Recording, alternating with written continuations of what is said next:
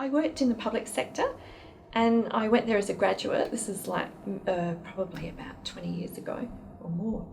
And when I went there, I did this program of going around to different areas. And then I went and did a stint in housing and urban development.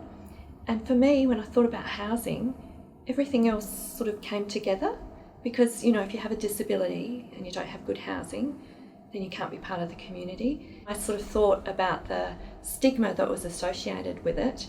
And for me, it was sort of a real social justice issue. I just became involved in the whole redevelopment of it and how the housing authorities were going about renewing it and what they were doing to those communities. And in some cases, they were sort of moving a whole lot of people out who couldn't come back. And it was actually destroying the communities within the public housing. So we went out there and we did interviews with people and conducted focus groups to find out, you know, how that kind of affected their lives in terms of, you know, did they still have access to social networks? You know, because for a lot of people, especially if they're ageing, their neighbours become quite important.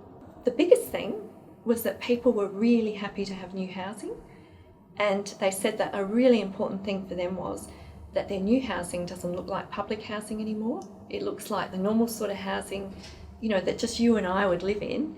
And that means that people can't identify it as public housing, so it actually reduces that stigma. I feel like I can make a difference, and one of the other projects that I've been involved in with some colleagues in Sydney was working very closely with residents on the ground. And this time we actually made little videos with public housing tenants talking about, you know, what it was like to live in public housing.